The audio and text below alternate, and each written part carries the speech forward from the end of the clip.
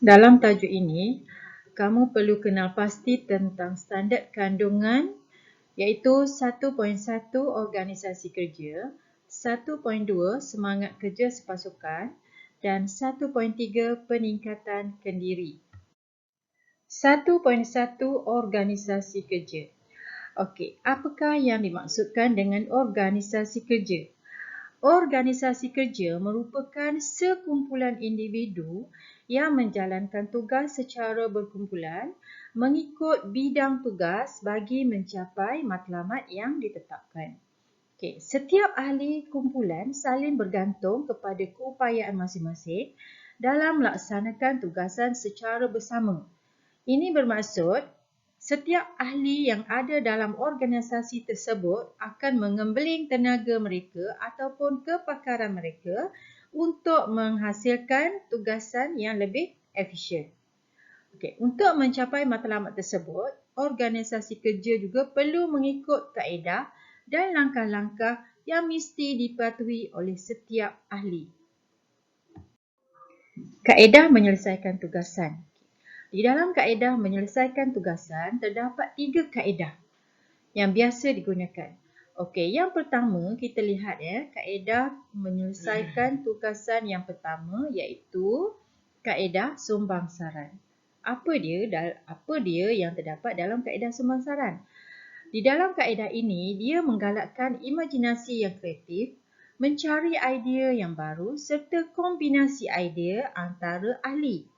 Okey, di dalam kaedah ini, idea-idea yang disarankan dilarang dikritik. Okey, dan sebarang idea yang dilontarkan oleh setiap ahli mesti diterima dan idea yang dikeluarkan biasanya secara spontan dan setiap ahli boleh menggunakan idea rakan dan kembangkan. Okey. Kaedah yang kedua. Okey, bagi kaedah yang kedua ialah kaedah perbincangan. Okey, kaedah perbincangan ini maksudnya idea yang diperolehi secara berkumpulan. Okey, di dalam kaedah ini dia menggalakkan pemikiran yang lebih kreatif, inovatif dan bernas. Okey, kaedah yang ketiga iaitu kaedah simulasi. Okey, untuk menyelesaikan tugasan, kaedah simulasi ini dia boleh meningkatkan kebolehan untuk menyelesaikan tugasan. Biasanya dalam kaedah simulasi, situasi yang diwujudkan menyerupai situasi sebenar berdasarkan peranan masing-masing. Sebagai contoh, biasanya kalau kita di sekolah, bila sesuatu majlis yang akan diadakan sebagai contohnya majlis penyampaian sijil penghargaan. Okey, biasanya sebelum majlis yang sebenar, diadakan simulasi untuk mengenal pasti kelemahan-kelemahan dan mengenal pasti tugas dan peranan yang telah diberikan dalam organisasi untuk memastikan majlis yang sebenar berjalan dengan lebih lancar. Langkah menyelesaikan tugasan. Okey. Bagi langkah menyelesaikan tugasan, yang pertama sekali ialah menetapkan matlamat yang jelas. Okey, apa maksud menetapkan matlamat yang jelas? Maksudnya kamu perlu merancang tugasan secara umum agar keseluruhan tugasan yang dilaksanakan dapat diselesaikan mengikut tempoh masa yang ditetapkan. Okey, kita buat anggaran kasar dahulu. Apa perancangan yang perlu kamu selesaikan? Okey, yang kedua ialah membina carta organisasi. Okey, kenapa perlu bina carta organisasi? Okey, tujuan carta organisasi ini disediakan ialah supaya tugasan dapat diagihkan mengikut peranan masing-masing. Okey, kita ada pengerusi, kita ada setiausaha, kita ada bendahari. Jadi, masing-masing memainkan peranan tugasan masing-masing. Okey, yang ketiga, menetapkan jangka masa tugasan. Okey, pelaksanaan masa tugasan dan aktiviti perlu disusun mengikut garis masa yang ditetapkan agar dapat dilaksanakan tepat pada waktunya. Maksudnya, jika sesuatu tugasan saya bagi kepada kamu perlu diselesaikan dalam tempoh seminggu, bermaksud kamu perlu buat perancangan dalam tempoh seminggu tersebut untuk memastikan tugasan dapat diselesaikan. Okey. Yang keempat. Yang keempat, mengerjakan tugasan dengan tema yang biasa dilaksanakan. Okey, apa maksudnya? Okey, jika tugasan tersebut mempunyai pilihan, kamu perlu memilih tema yang biasa ditulis maupun dilaksanakan. Okey, tujuannya ialah supaya memudahkan dan melancarkan tugasan yang dibuat. Sebagai contoh, jika seseorang itu biasa melaksanakan tugas sebagai pengerusi, jadi sepatutnya tugasan tersebut diserahkan kepada beliau. Okey. Dan yang akhir sekali ialah mencari sumber yang jelas dan sahih. Okey, setiap tugasan yang ditulis atau dilaksanakan perlu berdasarkan sumber yang jelas dan sahih seperti daripada buku ataupun jurnal untuk memastikan maklumat yang disampaikan adalah tepat dan jelas. Fungsi dan kepentingan organisasi kerja. Okey, elemen yang pertama ialah jawatan kuasa. Okey, jawatan kuasa berfungsi untuk menjalankan tanggungjawab yang diamanahkan mengikut tempoh masa yang ditetapkan. Okey, jawatan kuasa ini penting untuk menjalankan tugas dan tanggungjawab mereka dengan lebih sempurna, cekap, berkesan dan dapat mencapai matlamat organisasi kerja. Elemen yang kedua ialah carta organisasi. Okey, melalui carta organisasi ini dia dapat mempamerkan hierarki jawatan kuasa yang dapat menggambarkan rantaian arahan dan saluran rasmi komunikasi dalam organisasi tersebut. Maksudnya, setiap ahli dalam organisasi dia dapat melihat tugasan masing-masing melalui carta organisasi. Okey, dia penting untuk mengagihkan sumber manusia secara cekap mengikut keutamaan dan dia dapat menyelaraskan dan menentukan bidang tugas dan tanggungjawab setiap ahli pasukan untuk mengelakkan sebarang pertindihan tugas. Okey, masing-masing menjalankan tugas mengikut bidang tugas masing-masing. Elemen yang ketiga ialah jadual tugasan. Okey, jadual tugasan ini berfungsi untuk merancang dan memastikan tugasan dan aktiviti dijalankan dengan sistematik.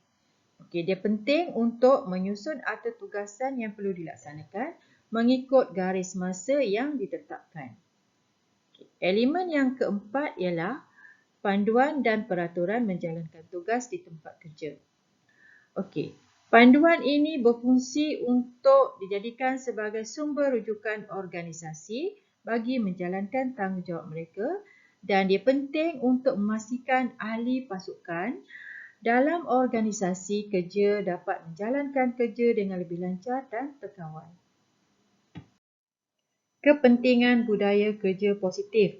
Okey, budaya kerja positif ini amat penting dalam sesebuah organisasi bagi menjamin kualiti kerja dan hasil kerja.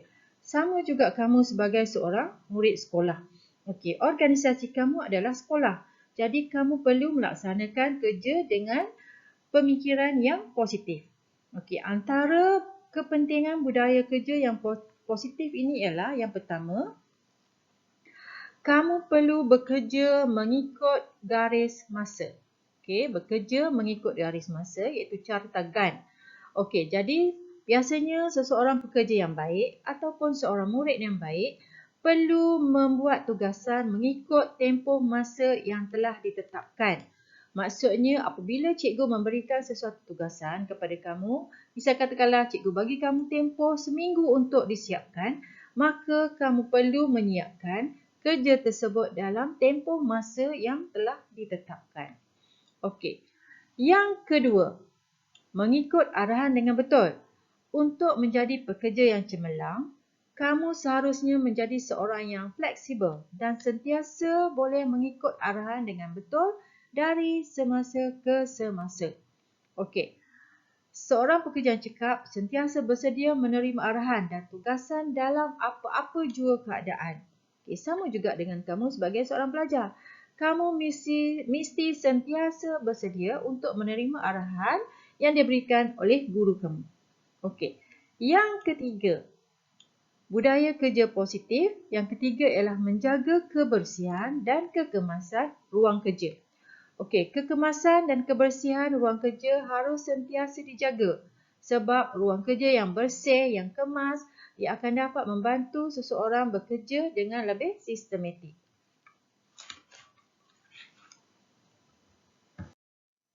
Carta organisasi dan senarai tugas. Okey, carta organisasi ini merupakan raja yang menunjukkan struktur, kedudukan, jawatan atau posisi individu dalam organisasi. Setiap individu dalam carta organisasi ini diberikan tugas dan peranan yang khusus supaya tidak berlaku pertindihan tugas. Okey, kita lihat kedudukan susun atur dalam carta organisasi. Okey, hierarki yang paling atas ialah penaung atau penasihat, yang dipertua atau pengerusi, naib yang dipertua atau naib pengerusi, setiausaha, naib ataupun penolong setiausaha dilantik jika perlu, bendahari, naib ataupun penolong bendahari juga dilantik jika perlu, diikuti oleh ahli jawatan kuasa, pemeriksa kira-kira dan yang akhir sekali ialah ahli biasa. Jadual tugasan. Okey, penggunaan jadual tugasan ini penting supaya didapat melancarkan proses kerja. Okey, setiap ahli dalam pasukan mesti mematuhi jadual tugasan supaya hasil yang diperoleh lebih sistematik. Okey, ini adalah contoh cartagan untuk perancangan hari kantin sekolah. Okey, pada minggu pertama, ahli jawatan kuasa perlu menubuhkan jawatan kuasa dan mengagihkan tugasan. Okey, minggu kedua memasang kemah. Minggu kedua juga mereka menghias gerai jualan dan melaksanakan hari kantin dan juga membersihkan kawasan. Okey, pada minggu yang ketiga, ahli jawatan kuasa akan mengira hasil jualan dan juga akan membuat postmortem dan dokumentasi tentang aktiviti yang mereka jalankan. Semangat kerjasama dalam pasukan. Okey, semangat kerjasama dalam pasukan adalah merupakan satu nilai murni yang seharusnya dipupuk dalam masyarakat kita. Okey, apakah ciri-ciri semangat kerjasama dalam pasukan? Yang pertama, setiap ahli pasukan perlulah patuh arahan. Okey, mematuhi setiap arahan ketua agar tugas dapat dilaksanakan dengan lancar. Yang kedua, bertanggungjawab. Okey, menjalankan tanggungjawab secara berkelompok dalam organisasi kerja seperti yang telah dipersetujui. Ciri yang ketiga ialah sistematik.